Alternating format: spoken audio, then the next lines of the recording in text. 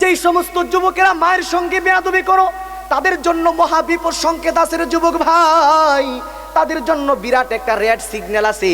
ওই বিপদ সংকেতটা কি বিষয়টা তোমাদেরকে বোঝাবার জন্য একটা কারগুজারি তোমাদেরকে শোনাইতে চাই, কিতাবের দলিল সহ দিতে চাই।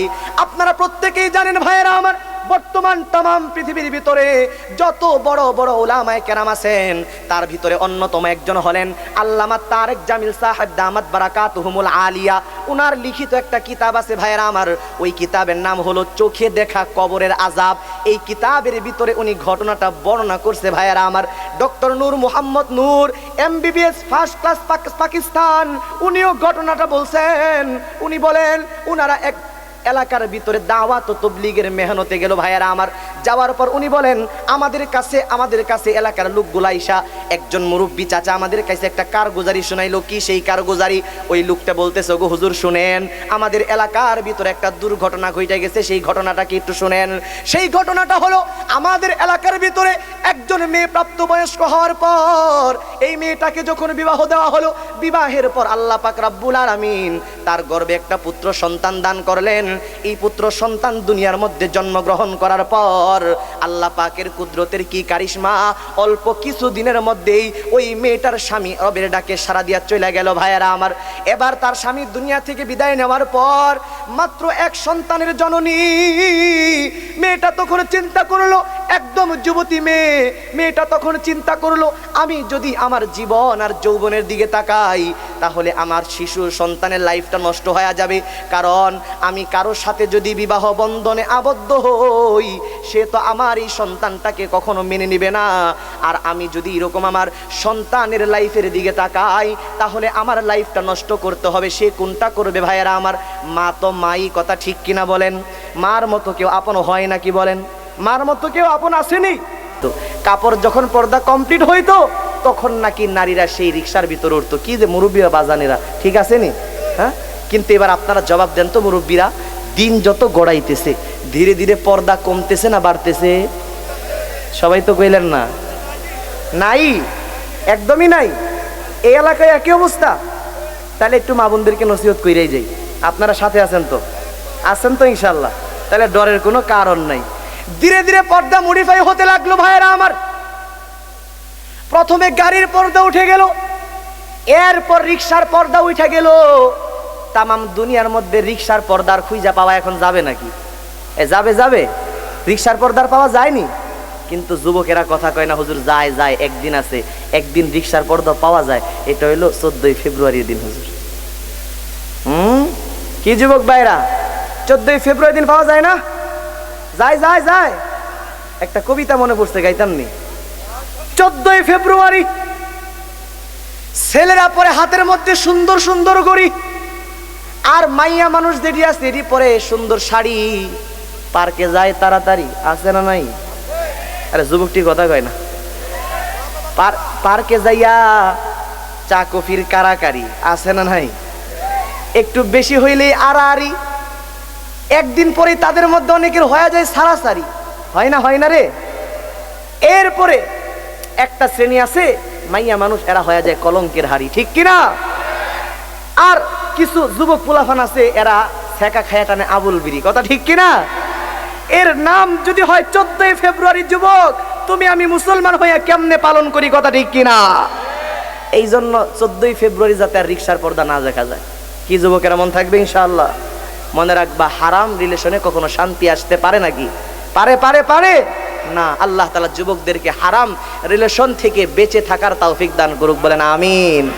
ভাইয়েরা আমার, বন্ধুরা আমার, প্রথমে রিক্সার পর্দা উঠে গেল, গাড়ির পর্দা উঠে গেল। এরপরে বন্ধুরা আমার, তখন মুরব্বিদের থেকে শুনলাম মা বোনেরা নাকি পর্দা করতো, হিজাব পরতো, জিলবাব পরতো ভাইয়েরা আমার। তবে তাদের হিজাব জিলবাব যেটা ছিল বন্ধুরা আমার, এটা নাকি মাথার উপরের দিক থেকে নিচের দিকে ঝুলানো থাকতো, টোটালটাই ঢাকা ছিল, কোনো জায়গার মধ্যে খোলা ছিল না ভাইয়েরা আমার। উপর থেকে দেখা বোঝার কোনো কায়দাই ছিল না এটা কি বয়স্কা নারী নাকি যুবতী মেয়ে, বোঝা যাইতো নাকি মুরব্বীরা? এই পর্দাটা পরিবর্তন কেমনে হলো দেখেন। প্রথমে এমন পরিবর্তন হলো, বলে পরনের মধ্যে বুরকা আছে, মাথার মধ্যে হিজাবও বাঁধছে, কিন্তু চোখ দুইটাকে খোলা রাখার ব্যবস্থা করলো, আছে না নাই? আরে কথা কোন আছে না নাই? এরপরে ভাইয়েরা আমার এটাও পরিবর্তন করে ফেললো, বলে পরনের মধ্যে বুরকা আছে কিন্তু মুখের টুটালটা সুন্দর করে খুইলা রাখছে, আছে না নাই কিনা। কিছুদিন পর এটাও পরিবর্তন হয়ে গেল, মহিলাদের পোশাক যেটা আছে এখন তারা এটা দিয়া পুরা বডিকে ডাকতে চায় না। এই এলাকার মা বোনেরা ভালো আছে, কিন্তু শহরের মধ্যে বেহায়া কিছু আছে না, আছে না, আছে না। পরনের মধ্যে জামা পরছে, এমন পোশাক পরছে যেই পোশাকের উপর দিয়ে বডি এমনিতেই দেখা যায়, কথা ঠিক কিনা। তুলার মতো পাতলা জামা গায়ের মধ্যে জড়াইয়া ইচ্ছে মতো ঘুরছে তারা, যুব সমাজ দেখাইয়া, কথা কোন ঠিক কিনা। খালি আমার যুবক ভাইদেরকে দুষ্টা লাভ আছে মুরব্বীরা, কোন এগোর কোনো দোষ নাই। এরা যদি পর্দার সহিত চলে, কোন যুবক কি তাদের দিকে তাকাইবো? তাকাইবো নি? এই যুবকেরা তাকাইবা? কয় হুজুর এরা পর্দা করে না দিকে তাকাই, খবরদার, পর্দা না করলেও তাকানো যাইবো না, ঠিক না। এমন করা যাবে না কি ভাইরা? ইসলাম নিয়ে ঠাট্টা করা যাবে না, ঠিক না ভাই ঠিক? মা বোনদেরকে চলতে কইছে মা ফাতেমার মতো। রাগ করতেছেন আপনারা? রাগ নাই তো আপনাদের? ওয়াজ তো শুনাইতেছি কোরআন হাদিস দিয়ে, একটু ছন্দ দিয়েও বুঝাইয়া যায়, রাগ করবেন না তো আপনার? মা বোনদেরকে চলতে কইছে মা ফাতেমার মতো, তারা এখনো চলতেই আছে বেডা মানুষের মতো। আপনারা এখানে সব পুরুষ নির্যাতনের শিকার, মিয়া কথা কন না দেখি, আপনার আওয়াজ দেন না। বাংলাদেশে যে পুরুষ নির্যাতনের শিকার মানুষ আছে আপনারা বিশ্বাস করেন না? করেন করেন। আরে আমার সামনে যারা আছেন এখানেও আছেন অনেকে, এটা আমিও মানি। কারণ চিটগং চট্টগ্রামে 1-2 বছর আগে আপনারা ফেসবুকে যুবকেরা হয়তো পাইতে পারে যে একদল মানুষ মানববন্ধন করছে। কিসের মানববন্ধন? বাংলাদেশে সব কিছুর আইন আছে কিন্তু পুরুষ নির্যাতনের কোনো আইন আছে নাকি? নাই নাই নাই। বড় বিপদে আছে পুরুষেরা, এটা তো আপনারা বিশ্বাস করেন না। এই মুসলমান, আমি এরকম লেখাপড়া করতাম, মাদ্রাসার পাশে জেলখানা আছে। কোনো একটা জায়গায় থাকলে অনেকের সাথে মহব্বত হয় না? এই যুবক ভাইরা, মহব্বত হয় না? তো চার দোকানে চা খাইতেছিলাম, ভাই একটা আসতে শুটবুট পরে, আমার খুব মহব্বত করতাম। ভাই গেছিলেন কই? কয় জেলখানায় গেছিলাম। কয় কেন গেছিলেন? কয় জেলখানার ভিতরে আমার বউ, জেলখানায় একটু দেখতে গেছিলাম। তো আমার একটু প্রশ্ন জাগলো যে ভাই আপনার বউ জেলখানায় অপরাধটা কি করছে, আর কি জন্য, কিভাবে, কেমনি কি একটু বলেন না। কয় হুজুর আমার বউরে আমি মামলা দিছি, আমি জেলখানায় দিছি। আমি কইলাম ব্যাপারটা কি? কয় বউ আমার হুজুর এত নির্যাতন চালায়, আমি অতিষ্ঠ হইয়া মামলা দিয়ে জেলখানায় দিছি। তো আমার আবার প্রশ্ন মনে হয়, কিরে ভাই আপনি জেলখানায় দিলেন, আপনারা আপনার বউ আপনার স্ত্রী নির্যাতন চালায়, দেখতে গেলেন, ব্যাপারটা কি? কয় হুজুর কইেন না, পিরিত করে বিয়া করছিলাম, মায়াও তো লাগে। প্রেম যারা করো, হারাম রিলেশন করো, মনে রাখবা হারাম রিলেশনের মধ্যে কোনো শান্তি হইতে পারে না, ঠিক কিনা? শান্তি যদি পাইতে চাও হারাম রিলেশন বাদ দিয়া রাত্রি 3টা বাজে মেসেজ ড্রপ করা বন্ধ করে দাও, ঠিক না রে? ঠিক। এই যুবকেরা নিয়ত করো আজকে ইনশাল্লাহ, হুজুর আমি নিয়ত করলাম আর হারাম রিলেশন করবো না ইনশাল্লাহ। কোন কোন যুবক নিয়ত করো? হাত জাগায় নিয়ত করো আল্লাহর কাছে, আল্লাহর কাছে নিয়ত করো, হুজুর আর নিয়ত করলাম ইনশাল্লাহ জীবনে আর কোনো এরকম হারাম রিলেশন করবো না। এই যুবকেরা হাত জাগাও, হাত জাগাও। জানি জানি প্রত্যেকের মেসেঞ্জার চেক করলে ধরা গায়া যাইবা। সবাই হাত জাগান, মুরব্বীরাও হাত জাগান, আর শরম পাইতেছে, হাত জাগান, হাত জাগান। কয় মুরব্বীরা কইব হুজুর আমরা জাগাইতাম কে? আপনারা জাগাইবেন, দাড়ি সাদা হয়ে গেছে, এখন দোকানপাটে যায় অন্য মহিলার দিকেও চাইবেন না, টেলিভিশনের কোনো মহিলার দিকেও চাইবেন না, সবাই হাত জাগান। নারায়ে তাকবীর, নারায়ে তাকবীর। কোরআন সুন্নাহর আলো। না না না না, ঘরে ঘরে না, ঘরে অনেক জ্বালাইছি, এখন সংসদে জ্বালাইতে হইব, ঠিক কিনা? কোরআন সুন্নাহর আলো।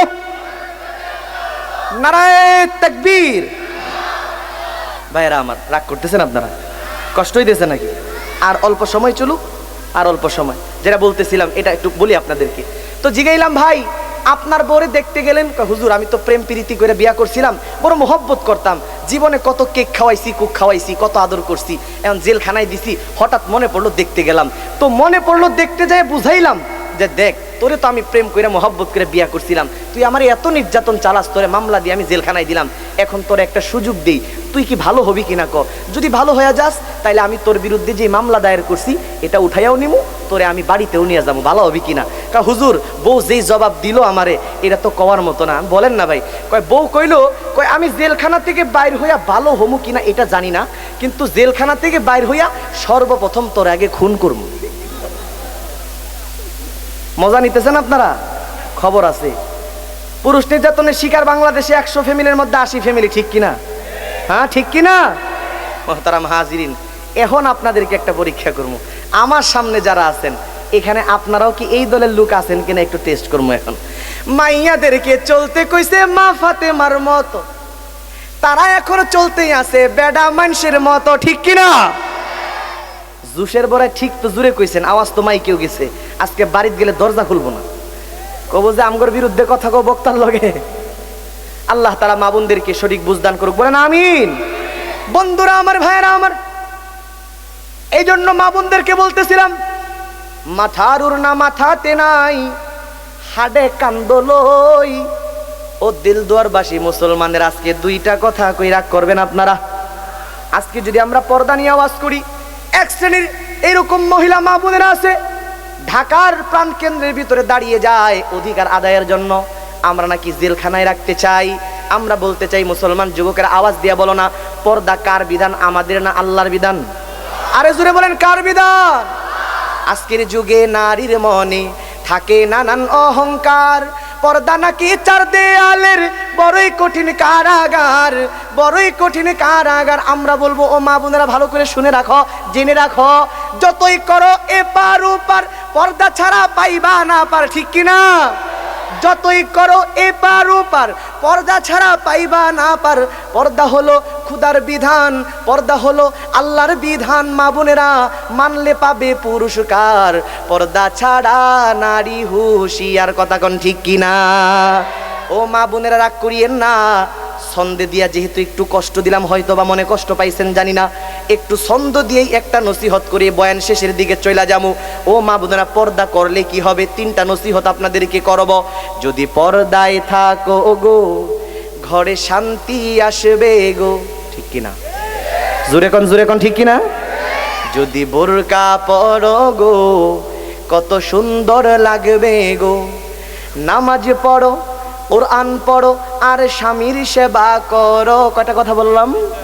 নামাজ পড়ো, কোরআন পড়ো, আর স্বামীর সেবা করো। কবরে শান্তি পাবে, আবার জান্নাত পাবে গো, কথা কোন ঠিক কিনা? তুমি তেমনি ভাবে চলো নারী। কেমনে চলবেন মা বোনেরা শুনেন, তুমি তেমনি ভাবে চলো নারী, যেমনি ফাতেমায় চলে এসে জীবন ভরি, কথা কোন ঠিক কিনা?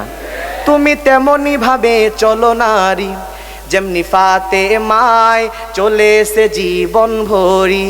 কোরআন হাদিস মোতাবেক যদি জীবনটারে গড়, মা ফাতেমার সাথে তোমরা জান্নাতে থাকবে গো, কোন সুবহানাল্লাহ। এরপরও মা বোনদেরকে ওয়াজ করার দরকার আছে। এই কথার পর আর ওয়াজ আছে, আর ওইদিকে যাবো না, বিষয়ও আমার ওইটা না। একটু বললাম, যুবকদেরকেও বলতেছিলাম, আল্লাহ তাআলা তাদের সবাইকে পর্দানিশী দিনদার নেককারিনী হিসাবে কবুল করুক। একবার জোরে কোনা আমিন। বন্ধুরা আমার, ভাইরা আমার, মনে আসেনি মা চিৎকার করে দৌড়াইতেছে, চিৎকার করে দৌড়াচ্ছে আর বলতেছো, গো আল্লাহ আমারে তুমি বাঁচাও। মায়ের এই আর্তনাদের আওয়াজ পৃথিবীর কোনো মানুষের কানে যায় না ভাইয়েরা আমার, কিন্তু বলুন তো দেখি, আসমান জমিনের মালিক আমার আল্লাহর কাছে পৌঁছে কি পৌঁছে না? যেই মুহূর্তের ভিতরে মা চিৎকার করে দৌড়াইতেছে ভাইয়েরা আমার, মার দুনিয়ার মধ্যে কেউ নাই, কিন্তু দুনিয়ার মধ্যে কেউ না থাকলেও একজন আছে, তিনি কে? আরে যুবকেরা মোহাব্বত নিয়ে ডাক দাও, ডাক দাও, তিনি কে? এরে যুবক ভাইরা দিলের কান লাগাই শুই না নাও, জীবনে কোনোদিন দেখা হবে কিনা জানি না। এইবার এই যুবক ভাইরা শুনো, আর দীর্ঘায়িত করতে চাই না, কেন শুনাইলাম, কি বুঝাইতে চাইলাম। বেশি দূরের ঘটনা নয়, পাকিস্তানের ঘটনা ভাইয়েরা আমার। যে জালেম সন্তান তার মাকে হত্যা করার জন্য কুদাল উঠাইল রে ভাইয়েরা আমার, এই জালেম সন্তান যখন জমিনের ঘাসে পড়ে গেল, আল্লাহ তাআলা পাকড়াও করলেন। এরপরেও জনম দুঃখিনী মা এত কষ্ট দেওয়ার পরেও তার সন্তানকে পাওয়ার জন্য পাগল। এই জন্য দিলদার মুসলমান, আপনাদেরকে একটা মাত্র মেসেজ দিয়ে বিদায় নিতে চাই। ও মুসলমান যুবক ভাইরা শুনো, তোমাদের হাতে ধরে পায়ে ধরে বলি, তোমার মার যদি দুনিয়ার মধ্যে কেউ না থাকে, তারপরেও মায়ের সঙ্গে বেয়াদবির আচরণ কইরো না রে যুবক ভাই। কারণ দুনিয়ার মধ্যে কেউ না থাকলেও একজন আছে, তিনি একটু আওয়াজ দিয়া বলেন কে? মালিকের আক্রমণ যদি তোমার দিকে একবার অগ্রসর হয়, পৃথিবীর কোনো যুক্তি প্রযুক্তি কেউ কিন্তু বাঁচাবার কোনো ক্ষমতা নাই, কথা কোন ঠিক কিনা? এই জন্য বন্ধুরা আমার, ভাইয়েরা আমার, আপনাদেরকে বলতেছিলাম, আব্বা আম্মা বেঁচে থাকলে 7টা হক মনে আছে তো আপনাদের? 1 নাম্বার হক হলো পিতামাতাকে মনে প্রাণে মহাব্বত করা আর ভালোবাসা। 2 নাম্বার হক হলো পিতামাতাকে সম্মান করা। 3 নাম্বারের হক হলো পিতামাতাকে মেনে চলা। 4 নাম্বারের হক হলো তাদের খেদমত করা। 5 নাম্বারের হক হলো তাদের প্রয়োজন পুরা করা। 6 নাম্বারের হক হলো তাদের স্বাচ্ছন্দ্যে থাকার ব্যবস্থাপনা করা। 7 নাম্বারের হক হলো যদি দূরে কোথাও থাকেন মাঝে মাঝে আইসা বাবা মার সঙ্গে সরাসরি দেখা কইরা তাদের এরকম খোঁজ খবর নেওয়া। মনে থাকবে তো ইনশাআল্লাহ? কি মনে থাকবে না যুবকেরা? শুধু মনে থাকলে হবে না, আমল করতে হবে। আল্লাহ তাআলা আমল করার তৌফিক দান করুক, বলেন আমিন। আল্লাহ রসুল বললেন ইন্নাল জান্নাতা তাহতা আকদামিল উম্মাহাত। এর সন্তান মায়ের সঙ্গে বেয়াদবির আচরণ কইরো না। কেন? কারণ জান্নাতটা আমার আল্লাহ তোমার মায়ের পায়ের নিচে রাইখা দিছে। কন্যা সুবহানাল্লাহ। এই জন্য যাদের বাবা মা বেঁচে আছেন বড় গনিমত মনে করেন, তাদেরকে বড় সম্পদ মনে করেন, বড় দামি মনে করেন, তাদের খেদমত করেন। তর্জমা আপনাদেরকে শোনাই, আরবি ইবারত এখন আর পড়লাম না, শুধু তর্জমা শোনাই। আল্লাহর রাসূল বললেন উম্মতেরা শোনো, যদি জান্নাত পাইতে চাও দুনিয়াতে বাবা মা আছে তো জান্নাত কামাই কইরা নাও। সুবহানাল্লাহ কইবেন না আপনারা? তার মানে কি? বলে তোমার বাবা মাই তোমার জন্য জান্নাত, তোমার বাবা মাই তোমার জন্য জাহান্নাম। যদি তুমি তোমার বাবা মার খেদমত করে খুশি রাখতে পারো তোমার বাবা মাই জান্নাতে যাওয়ার উসিলা হয়ে যাবে। আর তারা যদি তোমার উপর অসন্তুষ্ট রাগান্বিত থাকে তাহলে তোমার বাবা মাই তোমার জাহান্নামে যাওয়ার যথেষ্ট হয়ে যাবে। এই জন্য যুবক ভাইরা, মুরব্বীরা যাদের বাবা মা বেঁচে আছে তাদের খেদমত করবেন তো ইনশাআল্লাহ? যুবকেরা মনে করতেছে হুজুর অনেক ওয়াজ করলেন শুনলাম, আমল যায়া পরে করবো, কারণ মাত্র যুবক হইছি, বিয়া শাদী করি নাই, বিয়া করব, এরপর দাড়ি রাখবো, নামাজ পড়বো। এরে যুবক ভাইরা, তুমি কি ফেসবুকে খবর দেখো না? অধিকাংশ যুবকেরা মারা যাইতেছে। ওই তো শুনলাম কবে যেন যুবক একটা হুন্ডা চালায়া বাড়িতে আইছে, আইসা বলতেছে মাগো পানি নিয়ে আসো। পানি নিয়ে আসতে দেরি হয়েছে, কিন্তু ডিজিটাল জামানায় আজরাইল ডিজিটাল পদ্ধতিতে ধইরা নিয়ে যাইতে দেরি হয়নি। আছে না নাই? এজন্য সর্বশেষ যুবক ভাইদেরকে বইলা গেলাম, ও যুবক এই দুনিয়ার মায়ায় পড়ে করছো কত বাহানা, এ যেনই ভাই আসল বাড়ি, কবর যে ভাই আসল ঠিকানা। ঠিক কিনা? আমাদের আসল ঠিকানা কি দুনিয়া না কবর? কথা কোন, কবর না দুনিয়া? বন্ধু বান্ধব যারাই ছিল একে একে সব হারালো, তুমি আমি কেউ রব না। থাকবো না কি যুবক ভাইরা? তুমি আমি কেউ রব না, দিতে হবে রওয়ানা, এ যেনই ভাই আসল বাড়ি, কবর যে ভাই আসল ঠিকানা, এ যেনই ভাই আসল বাড়ি, কবর যে ভাই আসল ঠিকানা। আল্লাহ তাআলা আমাদের সবাইকে যে মৃত ব্যক্তির মাগফিরাত কামনায় আজকে দোয়া, ওনারা যেমন চলে গেছেন তেমন আমরাও সেই কবরে চলে যাব। কবরে যাওয়ার আগেই যেন আল্লাহ আমাদেরকে সামানাপত্র নিয়ে যাওয়ার তৌফিক দান করে, বলেন আমিন। যে কথাগুলা বললাম আল্লাহ ভুলগুলি ক্ষমা করুন, সহি কথাগুলোর উপর বলনেওয়ালা শুননেওয়ালা সবাইকে আমল করার তৌফিক দান করুক, বলেন আমিন। মাঝে মাঝে একটু এদিক সেদিক কইছি, রাগটাক করছেন নি? আবার রাগটাক নাই তো? তাহলে দিল থেকে দোয়া করবেন না ইনশাআল্লাহ? আজকের মাহফিলের জন্য দোয়া হবে, মৃত ব্যক্তি যারা আছেন মরহুমাদের জন্য দোয়া হবে। আমি